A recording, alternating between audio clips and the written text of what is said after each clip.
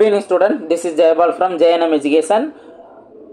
12th first unit electrostatic. So இதுல superposition principle இந்த topic தான் நம்ம பார்க்க போறோம். So இதுல முக்கியமான பாயிண்ட்ஸ் நீங்க ஜஸ்ட் தெரிஞ்சிட்டா போதும். எது எக்ஸாம் பாயிண்ட் ஆஃப் வியூல என்ன நீங்க படிக்கணும் அப்படிங்கறத நான் கிளியரா சொல்லிடுறேன். இப்போ ஃபர்ஸ்ட் இதுக்கு முன்னாடி நம்ம கூலும்ஸ் லா நம்ம பார்த்திருந்தோம். ஓகேவா? சோ அப்ப இந்த கூலும்ஸ் லா அப்படிங்கிறது எதுக்கு யூஸ் ஆகுது அப்படின்னு பார்த்தோம்னா interaction between two point charges. Okay, so ரெண்டு பாயிண்ட் சார்ஜஸ்க்கு இடையில என்ன ஃபோர்ஸ் ஆக்ட் ஆகுது அப்படிங்கற கண்டுபிடிக்கிறதுக்கு இந்த கூலும்ஸ் லா யூஸ் ஆகுது. இதே இது ரெண்டு இல்லாம பாயிண்ட் சார்ஜஸ் ரெண்டு இல்லாம அதுக்கு மேல இருந்துச்சு அப்படின்னா மோர் தென் 2 சார்ஜஸ் இருந்துச்சு அப்படின்னா நம்ம எக்ஸாக்ட்டா கூலும்ஸ் லாவை யூஸ் பண்ண முடியாது. ஓகே, சோ அந்த ஒரு பாயிண்ட் நம்ம தெரிஞ்சுக்கணும். அதுக்கு யூஸ் ஆகக்கூடிய லா தான் இந்த சூப்பர் பொசிஷன் பிரின்சிபல். ஓகேவா? அப்ப சூப்பர் பொசிஷன் பிரின்சிபல் எதை எக்ஸ்பிளைன் பண்ணுது? Explain the interaction between multiple charges. Okay, so அப்ப அந்த எல்லோ கலர்ல ஹைலைட் பண்ணிருக்குது ஜஸ்ட் கூலும்ஸ் லா எங்க அப்ளை ஆகும், சூப்பர் பொசிஷன் பிரின்சிபல்ங்கிறது எங்க யூஸ் பண்ணுவோம் அப்படிங்கறத தெரிஞ்சா போதும். ஓகேவா? இப்போ இந்த சூப்பர் பொசிஷன் பிரின்சிபலுக்கு ஸ்டேட்மெண்ட் கொடுத்திருக்காங்க. சோ இதை நீங்க கிளியரா தெரிஞ்சா போதும். இப்போ பாருங்க, according to superposition principle total force acting on a given charge. இப்போ நம்பர் ஆஃப் சார்ஜஸ் ஆக்டன்ஸ் அப்படின்னா இப்போ கூலும் ஃபோர்ஸ் வந்து ரெண்டு சார்ஜுக்கு இடையிலையா, இப்போ 1 2 இதுக்கு இடையில ஆக்ட் ஆகக்கூடிய கூலும் ஃபோர்ஸ் என்ன அப்படிங்கிறத F12 நம்ம பார்ப்போம்.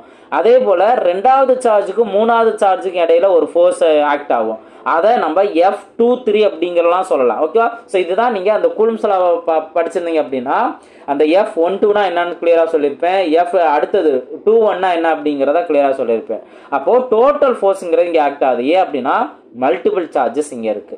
அப்ப total force acting on a given charge is equal to எதுக்கு ஈக்குவலா இருக்கு அப்படின்னு பார்த்தோம்னா vector sum of forces exerted on it by all other charges. ஓகேவா? அப்போ all other charges ஒவ்வொரு சார்ஜஸ்க்கும் இடையிலையும் என்னென்ன ஃபோர்ஸ் ஆக்ட் ஆகுதோ அது எல்லாத்தையும் சம் பண்ணி வரக்கூடிய ஃபோர்ஸ் தான், டோட்டல் பண்ணி வரக்கூடிய ஃபோர்ஸ் தான் இந்த total force acting on A system அப்படிங்கிற சொல்லலாம். இதுதான் நீங்க கிளியரா தெரிஞ்சுக்கணும். அப்போ the total force acting on a given charge is equal to the vector sum of force exerted on it by all the other charges. Okay, இது கிளியரா தெரிஞ்சா போதும்.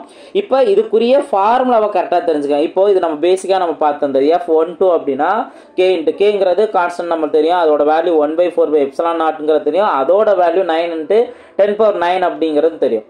இப்போ அது இல்லாம Q1 Q2 இப்போ ரெண்டு சார்ஜஸா இருந்துச்சுன்னா Q1 Q2 divided by R squared அப்படின்னு நோட் பண்ணிருப்போம். இல்ல யூனிட் வெக்டார் 21 இங்க 1 2 அப்படின்னு இருந்துச்சு அப்படின்னா இங்க 21 அப்படின்னு மாறி இருக்கும் அப்படின்னு நம்ம பார்த்திருந்தோம். ஓகேவா?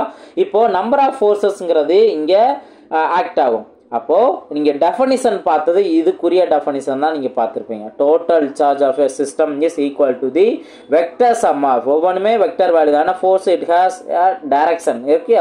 அப்போ இங்க ஒவ்வொருமே வெக்டர் தான். அப்ப vector sum of individual forces. Okay, 1 2க்கு இடையில ஆக்ட் ஆகக்கூடிய ஃபோர்ஸ் F12, 1 3க்கு இடையில ஆக்ட் ஆகக்கூடிய ஃபோர்ஸ் 1 3, 1வது சார்ஜுக்கும் 4வது சார்ஜுக்கும் ஆக்ட் ஆகக்கூடிய ஃபோர்ஸ் F14. ஓகேவா? ஸோ இந்த மாதிரி தான் அன்சோவான் அப்படின்னு போகும், 1n அப்படிங்கிற அளவுக்கு போகும். இது force acting on A charge Q1.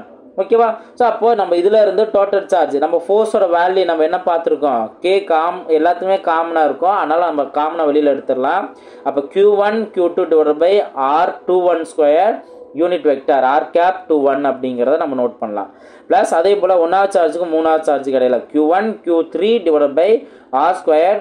இப்போ இந்த ஆரோட பொசிஷன் எது ரெண்டுக்கு இடையில உள்ள டிஸ்டன்ஸ், தேர்ட் சார்ஜுக்கும் ஃபர்ஸ்ட் சார்ஜுக்கு இடையில உள்ள டிஸ்டன்ஸ். ஓகே, அதோட யூனிட் வெக்டாரும் R cap 31 அப்படின்னு ஒன்று பார்ப்போம். அன்சோவான் அப்படின்னு போய்கிட்டே இருக்கும் அப் டு 1n வரைக்கும். ஓகேவா? ஸோ அப்போ இந்த கான்செப்ட்ல இருந்து நம்ம ஏற்கனவே தெரிஞ்சுக்கிட்ட அந்த ஃபார்முலாவை தான் இங்கே அப்ளை பண்ணுறோம். ஸோ இந்த ரெண்டை நீங்கள் தெரிஞ்சால் போதும். ஓகேவா?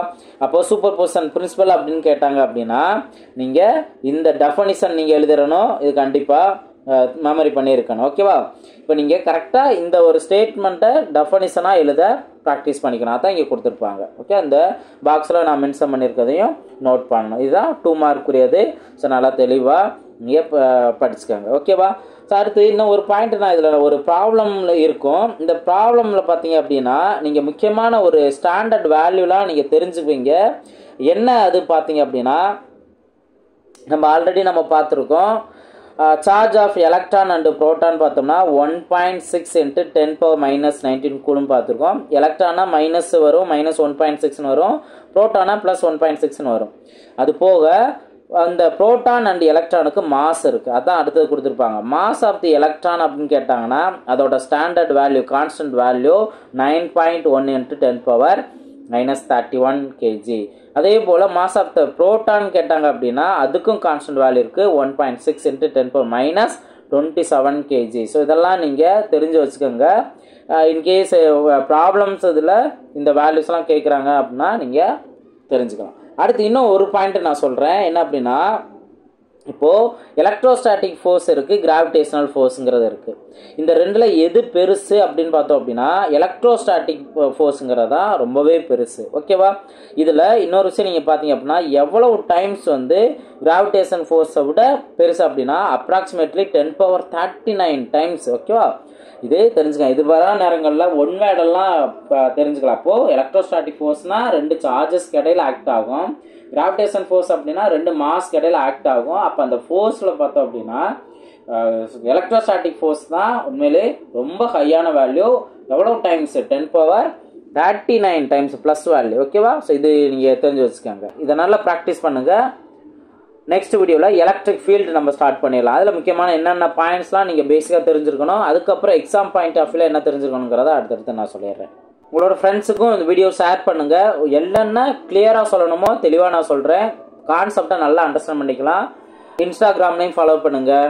ஸோ இது எல்லாமே எல்லா டீட்டெயில்ஸும் நான் டிஸ்கிரிப்ஷனில் கொடுத்துருக்கேன், ஃபாலோ பண்ணிக்கோங்க. என்ன டவுட் இருந்தாலும் நீங்கள் தாராளமாக கேட்கலாம்.